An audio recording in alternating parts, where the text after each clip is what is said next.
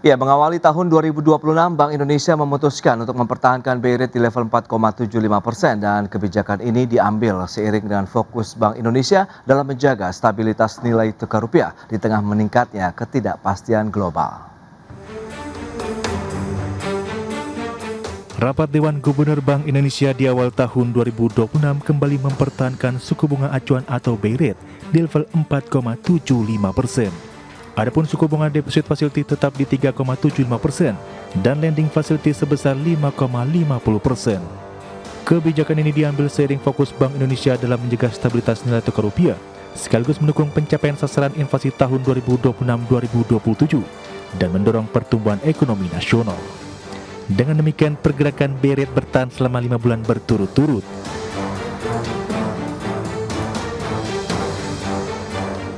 Gubernur Bank Indonesia Peri Warjio memastikan Bank Sentral akan terus memperkuat efektivitas transmisi kebijakan yang telah ditempuh, serta tetap mencermati ruang penurunan BI Rate lebih lanjut dengan mempertimbangkan perakiraan inflasi tahun 2026-2027 dalam kisaran 2,5 +/- 1%. Langkah tersebut diharapkan dapat menopang pertumbuhan ekonomi yang lebih tinggi dan berkelanjutan. Memutuskan untuk mempertahankan BI Rate sebesar 4,75%, suku bunga deposit facility tetap sebesar 3,75%, dan suku bunga lending facility tetap sebesar 5,50%. Keputusan ini konsisten dengan fokus kebijakan saat ini, yaitu pada upaya stabilisasi nilai tukar rupiah dari dampak meningkatnya ketidakpastian global, guna mendukung pencapaian sasaran inflasi 2026-2027 dan mendorong pertumbuhan ekonomi. Sementara dari sisi makroprudensial dan sistem pembayaran, kebijakan Bank Indonesia tetap diarahkan untuk mendorong pertumbuhan ekonomi. Hal tersebut melalui peningkatan efektivitas kebijakan insentif likuiditas makroprudensial, guna mempercepat penurunan suku bunga dan mendorong kredit ke sektor real prioritas. Dari Jakarta, Raharjo Patmo, Tim Liputan IDX Channel. Ya, pemirsa, untuk membahas tema kita kali ini, awal tahun 2026, Bank Indonesia menahan suku bunga acuan di 4,75%. Kita sudah tersambung melalui Zoom bersama dengan Bapak Ajib Hamdani, analis kebijakan ekonomi Apindo, kemudian ada Mas Gusti Reganata, peneliti ekonomi politik Selios. Langsung saja kita sapa ini. Halo, Pak Ajib, apa kabar Pak? Sangat baik, Mas Pras. Baik, terima kasih juga atas waktu yang disempatkan. Mas Gusti, apa kabar? Baik Mas, sehat. Baik, Alhamdulillah sehat juga. Terima kasih atas waktu yang disempatkan. Sebelum membahas lebih jauh, mungkin kita akan review dari Selius terlebih dahulu ya, terkait dengan langkah Bank Sentral yang mempertahankan suku bunga acuan di awal tahun 2025 tetap di 4,75%. Berarti dalam 5 bulan terakhir nih, 4,75 bertahan untuk suku bunga acuan Bank Sentral di Indonesia ini, Mas Gusti. Silakan. Ya, untuk mempertahankan 4,75 sebenarnya memang sudah langkah yang cukup prudent ya, sangat hati-hati, dan ini sebetulnya acuan yang sangat rendah gitu ya dibandingkan tahun 2022. Artinya selama 6 bulan berturut-turut ini ada kepastian sebetulnya bagi para pengusaha.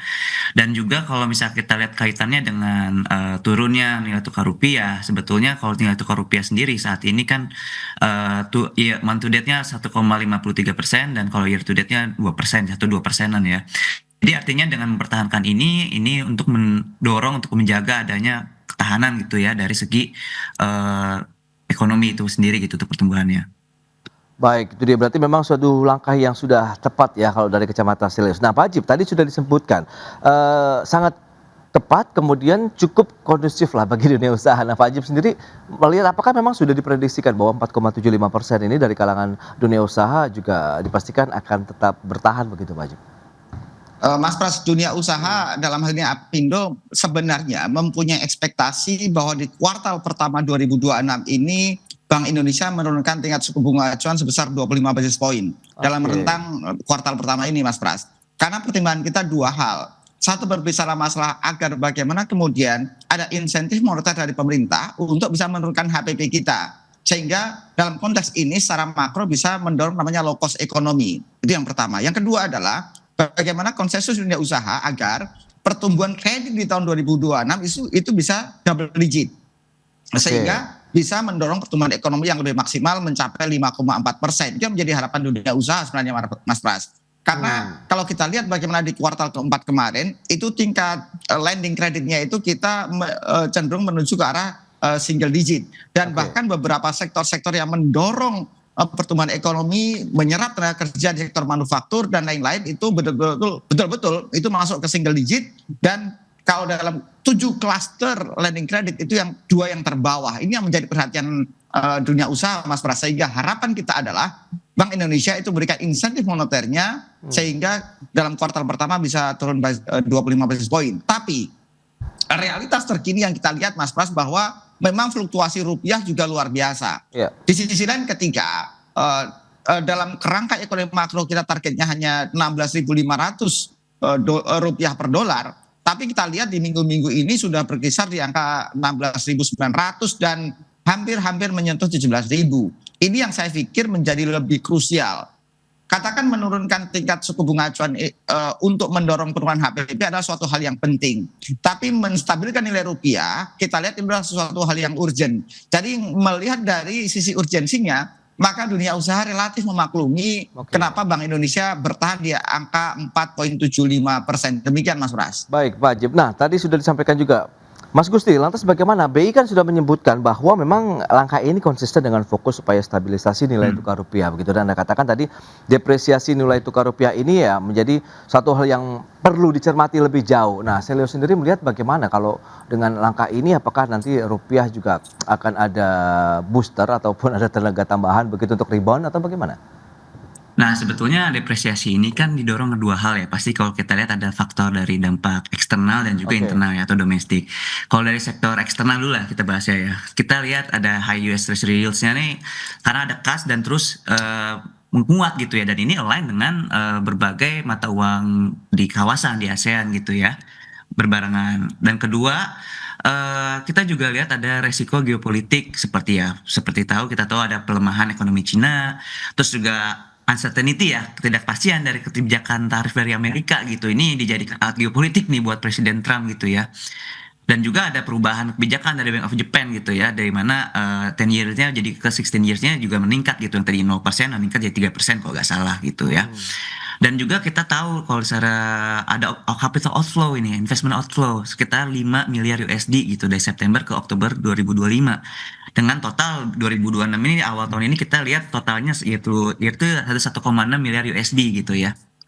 Dan ada decline dari SBN dari yang tadinya 878 triliun rupiah jadi 807 nih di November, dan ini adanya tekanan sebetulnya juga gitu ya dari outflow, dan ini mempengaruhi dari nilai tukar rupiah itu sendiri. Nah, kalau dari domestik kita lihat ada persepsi fiskal gitu ya. Bagaimana tadi disampaikan juga oleh Pak Ajib ya, bagaimana tekanan terhadap dunia usaha.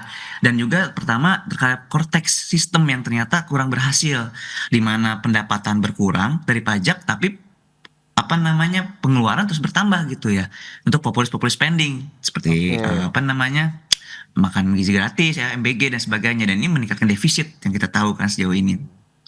Dan juga ya persepsi yang terakhir ya bahwa ada perubahan Bank Deputi gitu ya, Deputi Gubernur baru, di mana Pak Thomas ya salah satu menjadi calon Deputi Gubernur yang baru, dan ini memberikan persepsi, dan namanya ekonomi ini kadang kan dipengaruhi oleh persepsi gitu ya. Jadi harapannya jika ada perubahan persepsi yang baik gitu ya, ada suatu etiket yang baik, pasti akan ada perubahan lagi ke depannya seperti itu. Oke, itu berarti beberapa tantangan yang juga masih berasal dari domestik ya nampaknya yang perlu dicermati bersama juga. Dan kalau kita lihat dengan kondisi global juga seperti apa, kita akan bahas lebih jauh nanti di segmen berikutnya. Pak Ajib, Mas Gusti, kita akan jeda dulu sebentar ya. Dan pemirsa, kami akan segera kembali usai pariwara berikut ini. Ya, terima kasih Anda masih bergabung bersama kami dalam Market Review. Dan pemirsa, berikut ini kami akan sampaikan sejumlah data. Kita akan cermati bersama seperti apa pergerakan dari suku bunga acuan dari Bank Indonesia. Ini periode Juni 2025 sampai dengan Januari 2026. Setelah bertahan di 5,5% bulan Juni atau pertengahan tahun lalu, kemudian trennya turun 5,25 sampai 5%, kemudian 4,75 di 17 September 2025 dan bertahan sampai dengan 21 Januari 2026 di 4,75 di awal tahun 2026. Dan berikutnya kita akan lihat bagaimana pergerakan suku bunga acuan dari negeri Paman Sam, di mana ini Amerika Serikat juga menjadi salah satu tolak ukur begitu ya kebijakan-kebijakan ekonomi global termasuk Indonesia, di mana masih bertahan di 3,5 sampai dengan 3,75%. Ini data pada 11 Desember 2025 untuk Federal Funds Rate atau Fed Fund Rate begitu ya. Dan selanjutnya kita akan cermati bersama dari sisi pergerakan nilai tukar rupiah, data per 21 Januari kemarin, memang kita lihat trennya naik terus dari 7 Januari, pergerakannya sampai dengan tanggal 20 Januari atau 2 hari lalu di 16.981. Tapi pada hari kemarin, 21 Januari, ya sedikit mengalami apresiasi menjadi 16.963. Ya memang masih nyaris menyentuh posisi di 17.000 rupiah per dolar Amerika Serikat ya untuk pergerakan nilai tukar rupiah. Tadi kita akan cermati bersama seperti apa sih nanti kondisi global berdampak terhadap pergerakan rupiah juga yang memang menjadi concern dari Bank Sentral. Kita akan lanjutkan kembali perbincangan bersama dengan Bapak Ajib Hamdani, kemudian juga Mas Gusti Raganata. Ya, dengan beberapa data tadi yang sudah disampaikan Pak Ajib, lantas bagaimana? Apa yang bisa kita cermati dengan pergerakan BI rate, Fed Fund rate, kemudian dengan kondisi global yang memang menjadi concern tidak hanya Indonesia saat ini, yang masing-masing negara saat ini mencoba menjaga fundamental ekonomi Indonesia tetap tegak berdiri begitu dengan di tengah uncertainty global saat ini, Pak Ajib. Kita pikir ini ada hal yang paling rasional yang dilakukan oleh Bank Indonesia dalam merespon kondisi geopolitik maupun kondisi dalam negeri seperti yang tadi Mas Gusti sampaikan. Kalau boleh saya menggarisbawahi sebenarnya Mas Pras, karena kondisi geopolitik yang penuh dengan uncertainty seperti ini, yang Donald Trump ini tidak henti-hentinya membuat dinamika luar biasa secara global, maka tentunya kita harus penuh kehati-hatian dalam membuat kebijakan-kebijakan. Karena saya pikir tingkat suku bunga acuan ini sangat terpengaruh sekali dengan bagaimana kondisi-kondisi geopolitik yang ada. Tapi yang memang kembali tidak kalah menariknya adalah bagaimana kondisi internal kita. Misalnya tadi Mas Gusti sudah mention adanya proses pergantian Deputi Gubernur Bank Indonesia. Karena begini Mas Pras, sebenarnya kan berbicara reaksi pasar adalah reaksi yang paling jujur dalam melihat dinamika politik maupun ekonomi yang ada dalam negeri. Jadi kemudian ketika kemudian publik merespon dengan adanya penurunan nilai rupiah misalnya yang begitu dalam, maka ini sebenarnya bagaimana keyakinan masyarakat itu sedang diuji oleh kebijakan publik dari pemerintah. Misalnya masalah bagaimana independensi BI ke depan misalnya. Nah ini kan menjadi sebuah pertanyaan masyarakat yang kemudian tercermin dalam bagaimana nilai tukar rupiah yang cenderung merosot. Tapi kemudian ketika kemudian pemerintah bisa mengcounter dengan informasi-informasi yang menjamin independensi BI tetap terjaga misalnya dengan oh ini Mas Tommy udah keluar dari Gerindra kok misalnya. Ini kan berita kemarin dikeluarkan dan kemudian secara umum juga publik merespons positif. Makanya ada penguatan nilai rupiah di hari kemarin ya, hari Rabu tanggal 21 Januari Mas Pras. Jadi poin yang pengen kita sampaikan adalah stabilitas menjadi sangat penting untuk menjaga nilai tukar rupiah. Dan itu menjadi sebuah prasyarat karena ini termasuk buat dunia usaha sebenarnya Mas Pras. Dunia usaha ini sebenarnya mau nilainya 16.500, 16.700 sepanjang itu predictable dan proyeksinya relatif bisa diukur, buat kita tidak masalah. Yang menjadi risiko itu kan kalau nilainya fluktuatif. Karena risiko kita ada di hedging sebenarnya. Ketika kita sudah memproyeksikan nilainya sekian, tapi kemudian terjadi fluktuasi yang di luar garis normal, maka kita bisa kalah hedging dan itu menjadi risiko kerugian usaha. Itu yang repot buat dunia usaha Mas Pras. Jadi yang pengen kita sampaikan adalah bagaimana pemerintah menjaga stabilitas politik, stabilitas ekonomi dan stabilitas sosial dengan kebijakan-kebijakan yang ada. Termasuk pemerintah harus secara cepat dan itu bisa merespon pasar seperti kemarin itu dengan data-data yang bisa dipertanggungjawabkan. Itu yang menjadi harapan dunia usaha Mas Pras. Stabilitas itu menjadi prasyarat sangat penting. Baik, itu dia stabilitas begitu ya terkait dengan pergerakan nilai tukar rupiah, kemudian yang berdampak juga nanti terhadap beberapa sektor usaha, meskipun kita lihat yang paling utama adalah fundamental ekonomi Indonesia sendiri. Nah, Mas Gusti, lantas bagaimana Anda melihat begitu dengan kondisi di tahun 2026 dengan tadi yang sudah disampaikan Pak Ajib, geopolitik yang juga tidak menentu kapan akan naik, kemudian kapan akan turun, ini kan fluktuatif sekali begitu, dan ini seperti apa sih nanti dampaknya terhadap tekanan rupiah sendiri begitu? Sebetulnya kalau saya lihat ya Mas, dari beberapa analisis yang saya cermati gitu ya belakangan ini, kalau Oke. misalnya kita lihat indeks namanya DXY atau indeks dolar AS terhadap mata uang utama gitu ya, kita tuh selama ini selalu di antara 97 dan 99 saat ini. Di Maret 2020 dan 2002 saat kita masa pandemi, saat itu kita di 97, rupiah kita di 14.365. Nah, saat ini kita turun nih, ada pergeseran keseimbangan baru terhadap 200 poin gitu ya. Oke. Bahkan melebar sampai 2000 poin ketika DXY-nya di 97 di November 2025. Saat ini sekarang kita udah di 16.648 kan sekarang. Hmm. Nah, sekarang itu kita udah melemah di 97 sekarang. Nah, keseimbangannya ini juga makin turun di mana kita 16.600 dan ini ada kelihatan ada tekanan nantinya di beberapa bulan ke depannya, periode Februari Maret, lalu nanti Mei Juni 2026 dan juga terakhir November Desember. Jadi akan sulit kembali kepada angka 15.000 kalau menurut saya ya. Dan juga nanti kaitannya adanya ya tadi, kalau tadi Pak Ajib menyampaikan bahwa butuh ada koordinasi lainnya selain moneter juga ada fiskal. Karena kalau kita lihat ada persepsi anjlok penerimaan negara dan belanja rutin meningkat dan sebagainya macam, dan utang jatuh tempo juga di 2025 dan 2007 ini cukup besar. Nah, ini akhirnya menyebabkan pemerintah harus menyiapkan ya tadi nilai cadangan rupiah dan ke dolarnya ya, dan itu Oke. dan itu akibatnya akan terus menekan rupiah ke depannya dan akan sulit kembali ke angka yang normal tadi. Lalu bagaimana pantas kita harus menyikapi ini, dan jadi Pak Haji menyampaikan yang penting ini bisa terbaca, predictable.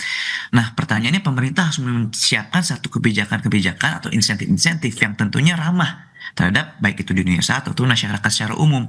Artinya bagaimana caranya agar belanja pemerintah ditingkatkan, apalagi ekonomi kita ini kita tahu berbasis konsumsi. Bagaimana caranya mendorong adanya konsumsi masyarakat? Tentunya dengan government spending. Government Ya. spending seperti apa? Tentunya tidak kepada government spending yang arahnya yang sifatnya populis. Saat ini kita tahu anggaran MBG contohnya 335 triliun. Harusnya kan dulu kita bisa pecah kemana-mana gitu ya, bisa ke bansos, bisa kemana dan sebagainya. Dan ini yang harusnya dicermati oleh pemerintah gitu, untuk Oke. mendorong adanya konsumsi masyarakat. Iya, berarti lagi-lagi daya beli masyarakat ya nampaknya yang sudah dicermati oleh Mas Gusti begitu masih akan berlanjut ya, yang masih menghantui juga nanti di tahun 2026. Kita akan bahas lebih jauh lagi nanti seperti apa strateginya di segmen berikutnya. Pak Ajib, Mas Gusti, kita akan jeda dulu sebentar ya. Dan pemirsa tetaplah bersama kami.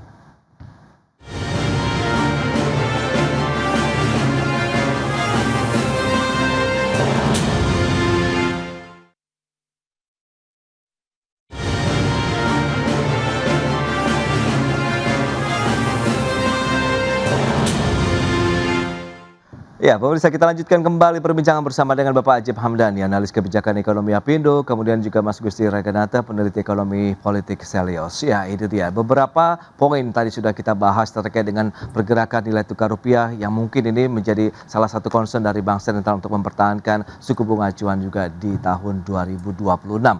Nah, dengan beberapa informasi tadi yang sudah disampaikan, dari dunia usaha melihat daya beli masyarakat ini masih menjadi tantangan tersendiri atau tidak sih, yang mungkin kita sudah memproduksi, kemudian kalau nggak ada yang beli itu bagaimana juga. Nah, ini seperti apa Pak Haji?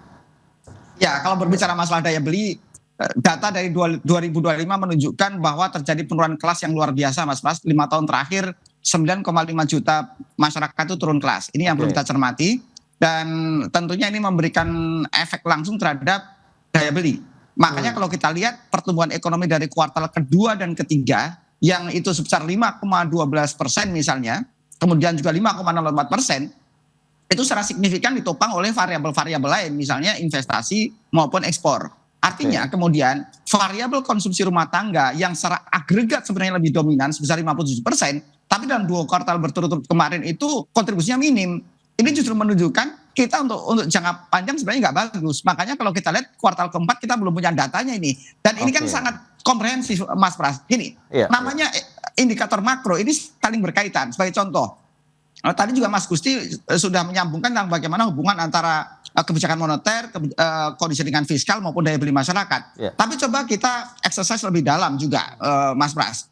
Dalam konteks ekonomi makro kita di tahun 2026 sepanjang setahun ini itu sudah diproyeksikan dalam namanya pokok-pokok kebijakan fiskal dan kerangka ekonomi makro kita. Misalnya nih pertumbuhan ekonomi 5,4%, tapi if conditionnya adalah dolar itu hanya 16.500. 16.500 dolar itu kan bagaimana pengaruhnya dari bagaimana kebijakan moneter yang ada. Sekarang logikanya begini, jika kemudian misalnya dolar itu 16.900 lebih misalnya Mas Pras. Ya. Padahal utang tadi Mas Gusti sudah mention 2026 utang jatuh tempo kita itu adalah 800 triliun Mas Pras. Oke. Dan sebagian dalam bentuk falas. Artinya kemudian ketika terjadi fluktuasi nilai, kemudian yang harus kita bayarkan dalam bentuk falas kan berarti ketika dikonversi ke rupiah, dikonversi ke fluktuasi ekonomi dalam negeri membutuhkan volume yang lebih besar gitu loh. Jadi artinya kemudian yang dikhawatirkan adalah kemudian ketika rupiah terus mengalami pelemahan, maka ujungnya terjadi pelemahan daya beli masyarakat, Ya. kemudian sisi supply-nya ada high cost ekonomi karena masalah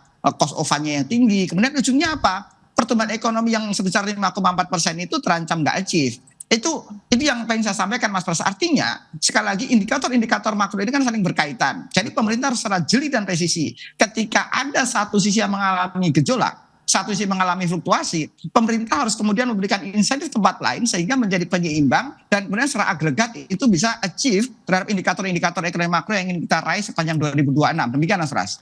Ya, itu dia. Kalau kita bicara mengenai daya beli ya, PR-nya masih tetap banyak begitu. Nah, kalau kita lihat dari sisi penyaluran kredit perbankan diharapkan bisa menggerakkan tadi sektor industri juga di sana, kemudian juga tingkat konsumsi masyarakat di sana, di mana OJK mencatat ini per November 2025 tumbuhnya tadi seperti yang sudah sempat disebutkan Pak Ajib ya, satu atau single digit ya, tepatnya di 7,74% secara tahunan. Nah, ini melihatnya seperti apa kalau Selyos? Apakah memang stagnasi tengah terjadi begitu dari sisi kemampuan masyarakat untuk mungkin bisa ingin melakukan usaha dari dunia usahanya sendiri atau bagaimana? Mengingat kan tahun 2024 kita sempat double digit tuh untuk penyaluran kredit kita begitu Mas Gusti.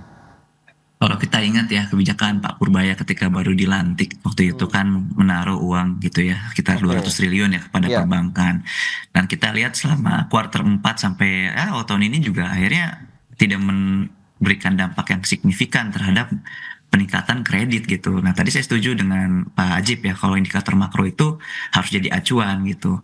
Nah kalau memang indikator makro jadi acuan harusnya pemerintah harus dengan jeli bisa melihat harusnya apa sih sepertinya yang diperlukan oleh masyarakat gitu. Udah jelas misalkan daya beli masyarakat rendah. Bagaimana bisa masyarakat daya beli rendah digenjot dengan kredit usaha Ya. gitu. Nah ini kan artinya kebijakan yang nggak nyambung gitu sebetulnya. Yang harus ditingkatkan ya tentunya bagaimana awalnya kalau misalnya kita ingat di zaman SBY dulu ataupun di Amerika ketika masa-masa krisis tahun 29 ya The Great Depression itu pemerintah menggenjot spending besar-besaran gitu. Nah pertanyaan spending yang dilakukan sekarang apakah sudah mendorong pertumbuhan ekonomi dari segi konsumsi? Kalau memang konsumsinya ada, daya beli masyarakat ada, barulah digenjot dengan kredit perbankan. Dan saya yakin kredit perbankan itu akan naik kredit nilainya, tidak single digit. Seperti sampai Pak Ajib dan data-data lainnya gitu ya. Kalau memang daya beli masyarakat terlihat ada positif. Sekarang bayangkan gini, banyak di antara rekan-rekan kita lah, ibaratnya kelas menengah gitu ya, yang biasanya beli kopi gitu ya, harga 30 ribu, sekarang turun ke harga yang 8 ribu. Pakai yang kelilingan itu kan, itu udah menunjukkan Oke. adanya perubahan pola konsumsi. Dan artinya secara tidak langsung kalau tadi Pak bicara makro saya juga lihat mikronya ya tadi besok kopinya di coffee shop sekarang kopinya di kopi kelilingan. Nah artinya ada perubahan jelas dan itu harus dilakukan oleh pemerintah dan jeli melihat perubahan itu Oke, sebetulnya. tapi bukannya di situ muncul memang akhirnya satu jenis usaha baru ya, kopi yang mungkin di harga untuk masyarakat bawah begitu, dalam artian harga yang lebih terjangkau begitu Mas Gusti. Anda melihat ini berarti peluang usaha atau seperti apa? Atau Anda melihat satu kebijakan atau insentif yang dibutuhkan lagi untuk bisa mendorong daya beli masyarakat kita begitu Mas Gusti? Nah inilah Indonesia ini kan negara orang-orang kreatif ya saya kalau melihat ya ketika ada kesulitan dia pasti menemukan jalan baru tentunya Oke. dengan cara-cara seperti itu dan ini tentunya membuka sebuah potensi baru lapangan baru dan inilah yang harusnya dilihat oleh perbankan kita. Coba kalau kita lihat perbankan kita gitu ya ketika ada orang mau usaha dia udah punya satu ide usaha tapi akhirnya terbatas misalkan oleh credit scoring, oleh agunan dan sebagainya ya seperti apa akhirnya dan menurut saya salah satu hambatan besar Pak Purbaya ketika itu menyiapkan kredit stimulus itu adalah kegagalan perbankan untuk menemukan pengusaha-pengusaha yang tadi yang kreatif tadi gitu ya. Jadi perlu ada tadi dukungan government spending insentif tadi seperti disampaikan Pak Ajib. Insentif itu kemana? Ya tadi ke usaha-usaha baru yang memang bisa menggerakkan roda-roda ekonomi di bawah, perubahan-perubahan konsumsi dan sebagainya ditambah dengan indikator makro. Nah itulah yang harusnya dijadikan indikator pemerintah. Pemerintah melihat dari secara garis besar, Oke. perbankan harusnya melihat dari segi mikronya. Baik. Nah, kembali lagi ke Pak Ajib ini. Dengan kondisi seperti saat ini dunia usaha apa yang harus kita kreasikan lebih lanjut begitu ya Pak Ajib? Tadi daya beli masyarakat harus kita dorong lagi. Tapi menurut Anda 4,75% ini cukup nyaman nggak sih bagi dunia usaha saat ini Pak Ajib? Kalau dunia usaha sebenarnya sekali lagi Mas Pras punya ekspektasi turun 25 basis point sebenarnya. Oke. Karena kita sudah mengadakan kajian dan itu rekomendasi Apindo kepada pemerintah secara resmi kemarin ke Kementerian Keuangan dan ke BI, artinya ke otoritas fiskal maupun moneter. Iya. Tapi menarik begini, Mas Pras, saya ingin menggarisbawahi yang disampaikan oleh Mas Gusti tadi. Beberapa contoh mikro tadi sangat menarik ya. Kalau kita menyampaikannya begini, bahwa shifting ekonomi itu adalah sebuah respon alamiah dari dunia usaha untuk bisa survive, baik dari sisi supply maupun sisi demand. Ini kan ada demand kemudian ada supply-nya kemudian bagaimana kita meng-create demand dan seterusnya. Oke. Nah, sebagai contoh dalam skala yang lebih besar misalnya, dengan adanya jalan tol misalnya, maka ekonomi-ekonomi yang tadinya di jalan konvensional itu pasti tergeser kepada rest area misalnya. Ini sekedar contoh bahwa ada sebuah shifting ekonomi, merespon dari setiap perkembangan yang ada. Tugas dan fungsi pemerintah adalah bagaimana mengarahkan, bagaimana orientasi ekonomi ini bisa lebih meningkat secara eskalatif dan kemudian lebih merata. Poinnya cuma itu aja sebenarnya Mas Pras, sehingga kemudian dibutuhkan sebuah regulasi-regulasi yang pro dengan lapangan. Bagaimana kondisi lapangan di-capture dengan baik, kemudian pemerintah itu harus mendorong kebijakan itu dari masukan-masukan dari teman-teman dari misalnya seperti yang dari Selios misalnya, kemudian dari Apindo dan asosiasi-asosiasi lain maupun komunitas lain yang kemudian mereka betul-betul bisa meng-capture dan memberikan kajian akademik yang lebih presisi di lapangan. Jangan sampai kemudian pemerintah itu mendorong kebijakan itu tidak sesuai dengan kondisi lapangan. Entah itu misalnya contoh lain dengan UMR atau apapun itulah. Tapi sekali lagi pemerintah perlu dengan cepat memberikan respon yang terbaik terhadap kondisi yang sangat dinamis di nasional ini. Demikian Mas Pras. Oke, berarti memang menyesuaikan dengan kondisi di lapangan ya, dengan kreativitas baru yang muncul justru harus bisa didekati lagi ya. Menanyakan mungkin ya, apa sih sebenarnya yang dibutuhkan, misalnya kalau memang pelaku usaha justru yang mikro yang banyak bermunculan saat ini begitu ya. Baik, itu dia semoga 4,75% meskipun tadi Apindo berharap bisa turun 25 basis point, tapi ternyata ini masih tetap ditahan di 4,75% dan semoga memberikan kondusitivitas yang ya cukup oke lah untuk tahun 2026 ini yang di awal tahun masih ditahan begitu ya Pak Ajib. Mas Gusti terima kasih banyak atas informasi, update dan juga insight yang sudah diberikan kepada pemirsa pada hari ini. Selamat melanjutkan aktivitas Anda kembali. Salam sehat, sampai berjumpa kembali. Terima kasih Pak Ajib, Mas Gusti. Terima kasih Mas Pras, terima kasih Mas Gusti. Mas Ajib. Ya, pemirsa, Kementerian Investasi dan Hilirisasi Badan Koordinasi Penanaman Modal mencatat realisasi penanaman modal asing mencapai 900,9 triliun rupiah di sepanjang tahun 2025. Namun, realisasi penanaman modal asing tersebut terhadap perekonomian tidak sebesar tahun-tahun sebelumnya. Penguatan investasi asing selama 5 tahun terakhir menjadi salah satu penopang pertumbuhan ekonomi nasional mulai kehilangan tenaga. Di mana untuk pertama kalinya sejak tahun 2020, kontribusi penanaman modal asing terhadap produk domestik bruto tercatat menurun. Data Kementerian Investasi dan Hilirisasi Badan Koordinasi Penanaman Modal menunjukkan realisasi investasi asing langsung sepanjang tahun 2025 mencapai 900,9 triliun rupiah. Namun meski angka ini tetap besar, tetapi porsinya terhadap perekonomian nasional tak lagi sebesar tahun-tahun sebelumnya. Menteri Investasi dan Hilirisasi Kepala BKPM Rosan Roslani mengatakan, dinamika geopolitik dan geoekonomi di sepanjang tahun lalu menjadi tantangan utama penyaluran investasi ke Indonesia. Dalam kesempatan ini ingin saya sampaikan bahwa memang tahun 2025 bukanlah tahun yang mudah. Karena kenapa? Ya kita lihat ekonomi global masih diwarnai ketidakpastian, mulai dari perlambatan ekonomi dunia, ketegangan geopolitik hingga fragmentasi di perdagangan internasional. Guna menjaga minat investor asing untuk menanamkan modal di Indonesia, Kementerian Investasi atau BKPM akan lebih agresif menjalin komunikasi langsung dengan calon investor, khususnya melalui jaringan Indonesia Investment Promotion Center di beberapa negara. Dari Jakarta, Tim Liputan IDX Channel. Ya, pemirsa, untuk membahas tema kita kali ini, rasio penanaman modal asing terhadap PDB turun, alarm daya saing Indonesia. Kita sudah tersambung melalui Zoom bersama dengan Mas Ahmad Heri Firdaus, peneliti Pusat Industri Perdagangan dan Investasi Indef. Kemudian juga ada Pak Hadi Nenggolan, Wakil Sekretaris Jenderal BBP Himpunan Pengusaha Muda Indonesia atau HIPMI. Langsung saja kita sapa ini. Halo, Mas Heri, apa kabar? Baik, Mas Pras. Baik, terima kasih juga atas waktu yang disempatkan. Kemudian Pak Hadi, apa kabar Pak? Kabar baik Pak Pras. Baik, terima Semangat kasih. 2026. Yes, selalu semangat ya. Tahun baru 2026 dengan tantangan baru yang mungkin nanti kita akan carikan solusinya bersama juga. Nah, ini menarik, tadi sudah disampaikan. Rasio PMA terhadap PDB turun. Nah, apakah ini menjadi alarm terhadap daya saing dari Indonesia sendiri? Tapi sebelum membahas lebih jauh, Mas Heri mungkin bisa mereview terkait dengan kontribusi PMA terhadap PDB yang turun di tahun 2025.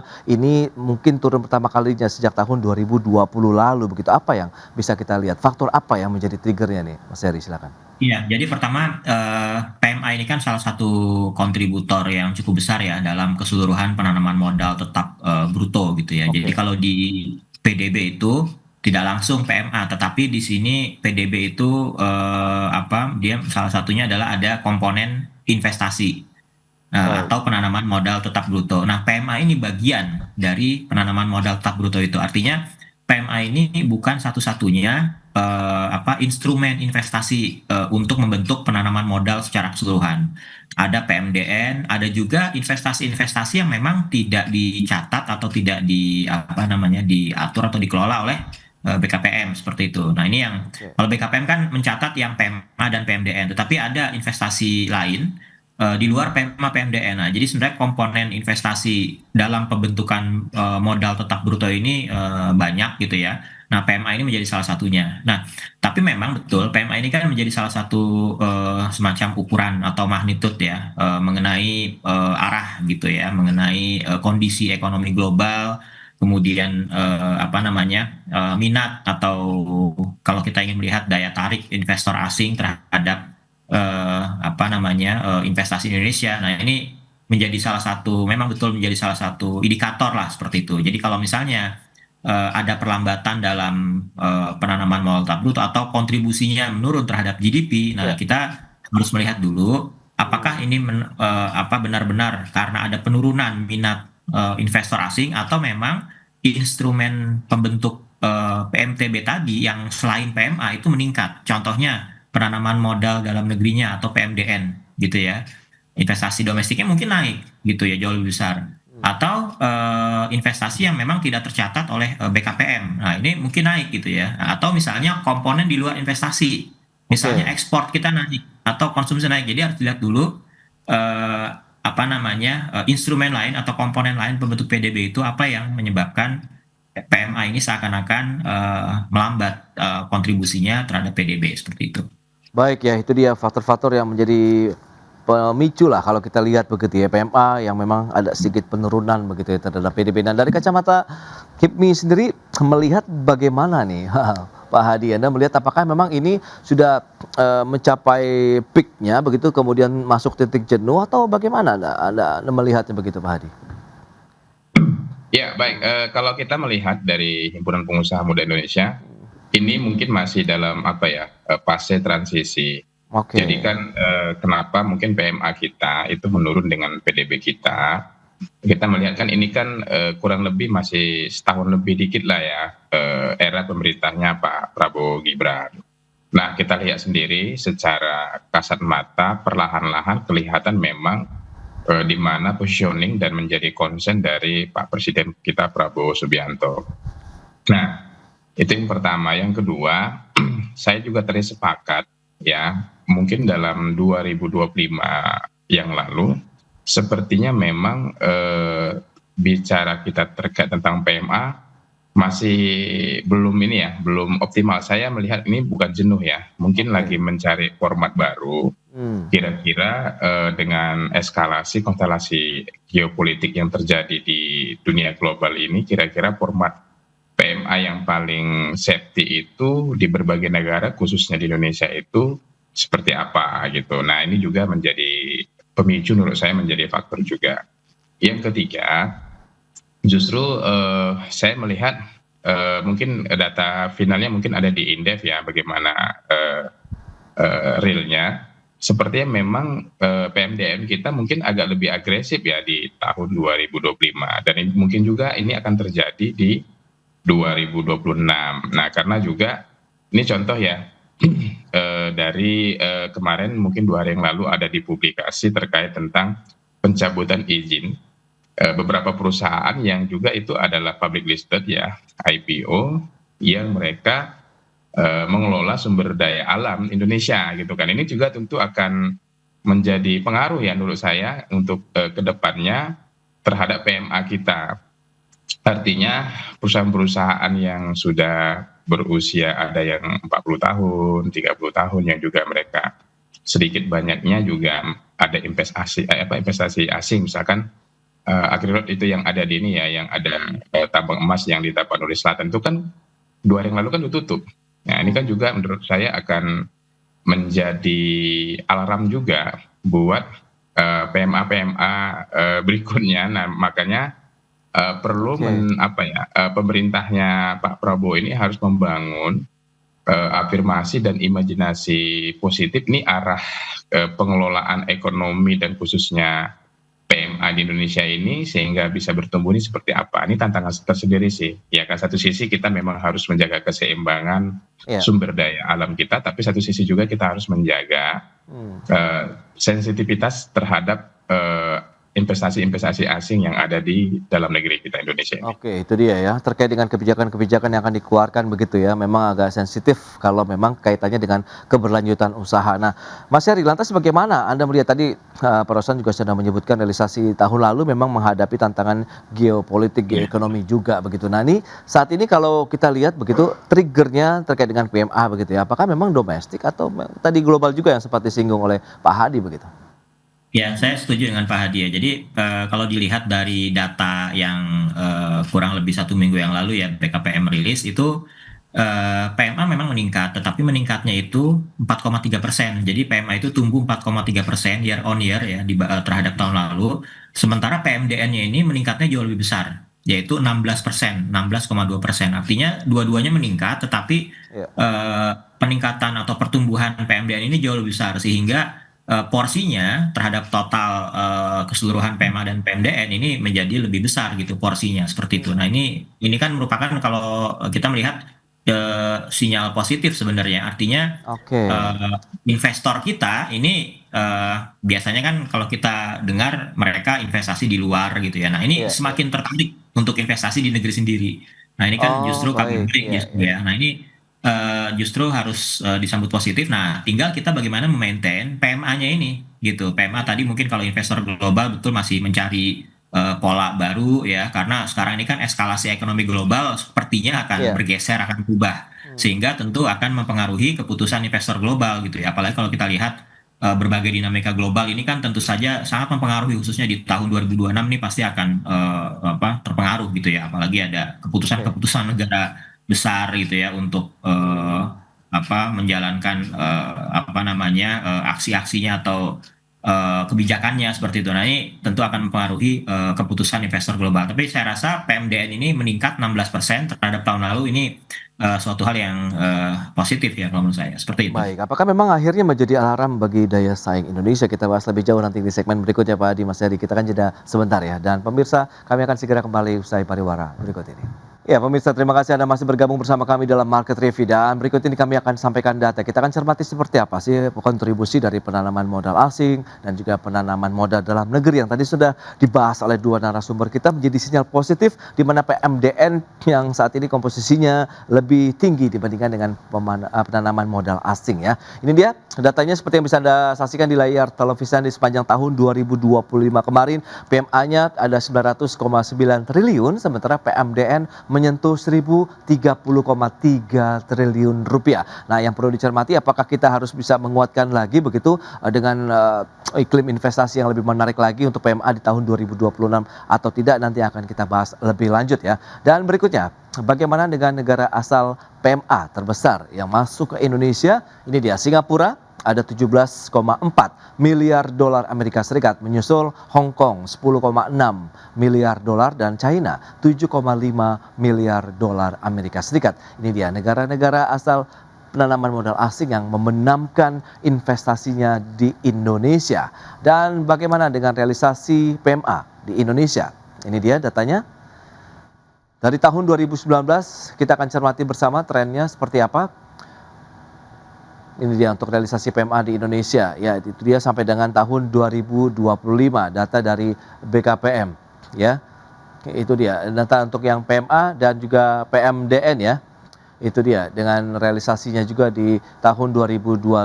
Selanjutnya kita akan lihat seperti apa rasio PMA terhadap PDB.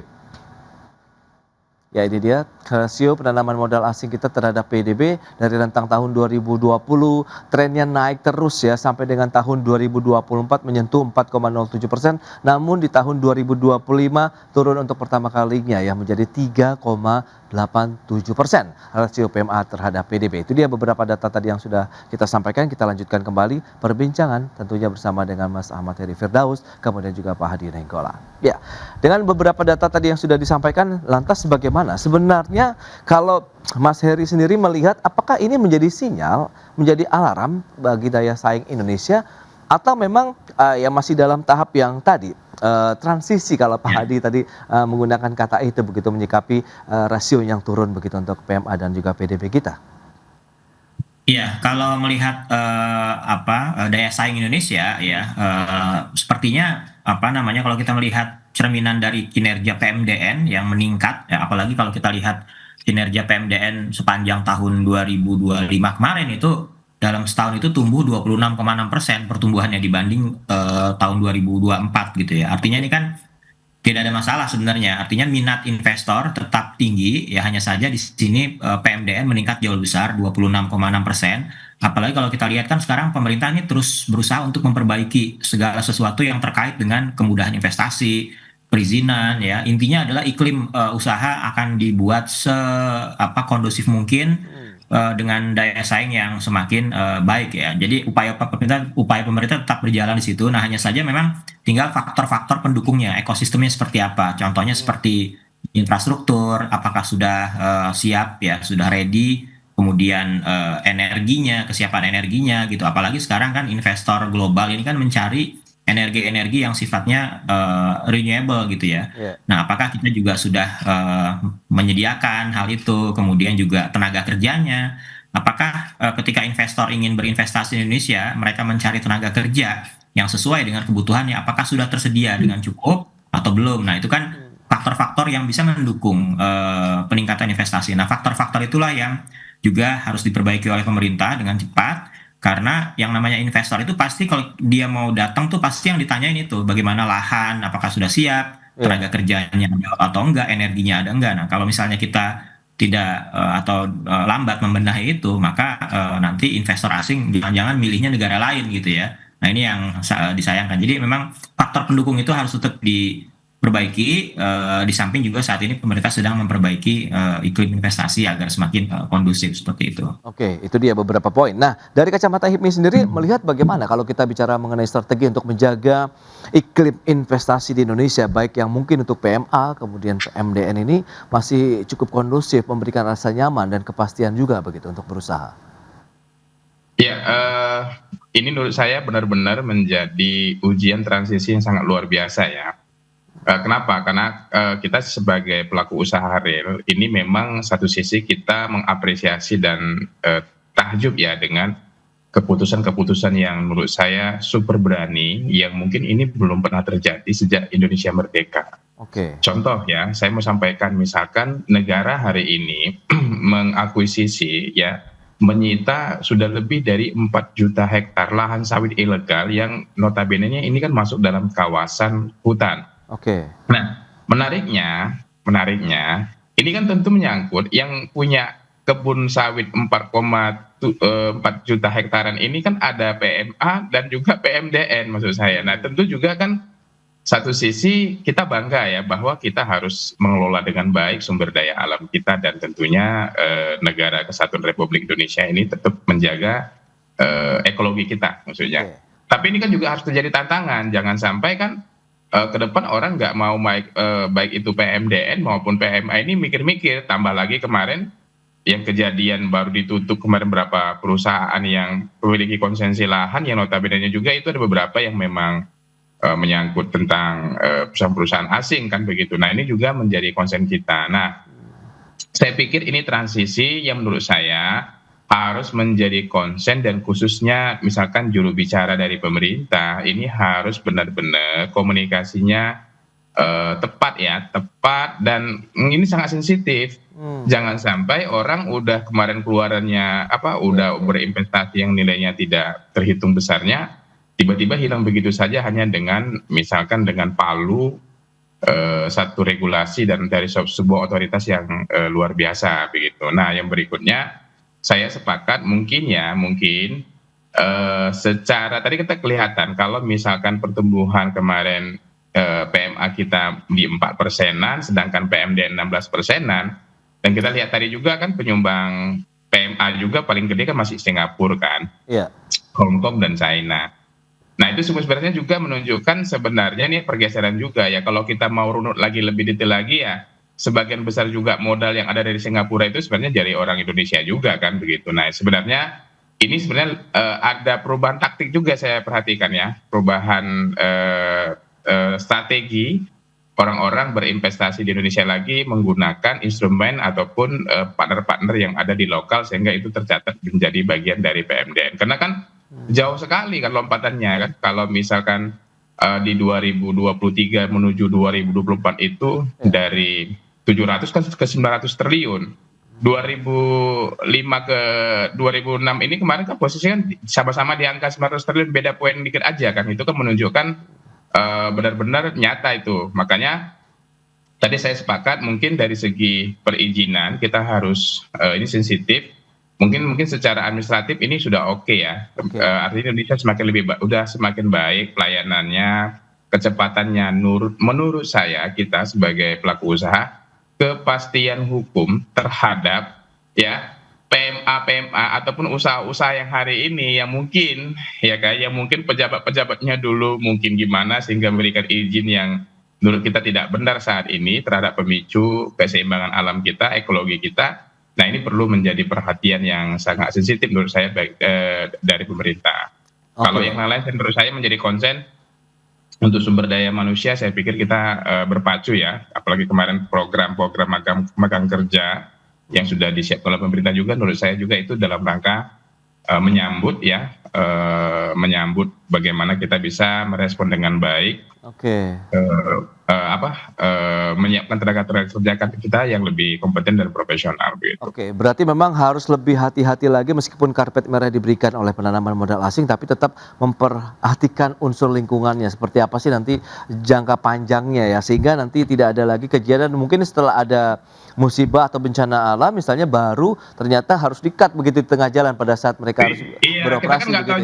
Kita kan nggak tahu juga itu perusahaan udah untung atau belum untung kan gitu kan. Nah jadi kan tiba-tiba mereka di cut off di tengah jalan juga, itu kan menyakitkan sekali bagi dunia usaha begitu. Baik, nah harapan Anda ke depan seperti apa jadinya Pak Hadi kalau menyikapi ya dengan kondisi tadi keseimbangan PMA, PMDN ini harusnya memang lebih tinggi PMA kah atau PMDN atau seperti apa? Meskipun tadi Seri Firdaus menyatakan justru sinyal positif kalau PMDN-nya yang memang sudah mulai mendominasi. Nah dari kacamata Anda seperti apa nih? Kalau saya optimis 2026 ini laju pertumbuhan PMA kita akan meningkat ya. Begitu juga PMDN. Karena apa? Karena kalau kita berkaca secara global, Indonesia sangat diuntungkan karena kita memang negara non-blok ya. Artinya kita tidak menjadi negara yang ikut berkonflik ataupun pemicu konflik itu sendiri. Nah, artinya para investor-investor asing itu menurut saya akan menjadi magnet tersendiri. Indonesia akan menjadi tempat mereka menanamkan modalnya untuk bisa berinvestasi. Yang kedua juga orang-orang tanda kutip, orang-orang kaya, orang-orang yang punya uang, punya modal dalam negeri ini sudah berpikir ulang kalau dia mau misalkan berbisnis secara global ke internasional ya, atau investasi ke negara lain dan sebagainya, berpikir makanya mereka sebagian besar jor-joran lebih memilih bagaimana berinvestasi mengembangkan usaha dengan skala lebih besarnya di negara Republik Indonesia begitu. Itu dia beberapa harapan yang diharapkan juga nanti sesuai dengan langkah kebijakan yang diambil oleh pemerintah ya di tahun 2026 ini masih awal tahun, masih ada waktu kita untuk bisa membenahi iklim investasi di Indonesia tentunya sehingga lebih ramah terhadap investasi, ramah terhadap Indonesia sendiri dalam artian terhadap lingkungan juga begitu ya Pak Hadi. Terima kasih banyak nih atas informasi, update dan juga insight yang sudah diberikan kepada pemirsa pada hari ini. Selamat melanjutkan aktivitas Anda kembali. Salam sehat. Sampai berjumpa kembali. Sampai berjumpa Ya. kembali. Terima kasih. Terima kasih. Baik pemirsa, 1 jam sudah saya menemani Anda dalam market review dan perbaharui terus informasi Anda hanya di IDX Channel, Your Trustworthy and Comprehensive Investment Reference. Karena urusan masa depan harus terdepan, aku investor saham. Saya Prasetyo Wibowo beserta seluruh kerabat kerja yang bertugas pamit undur diri. Terima kasih dan sampai jumpa.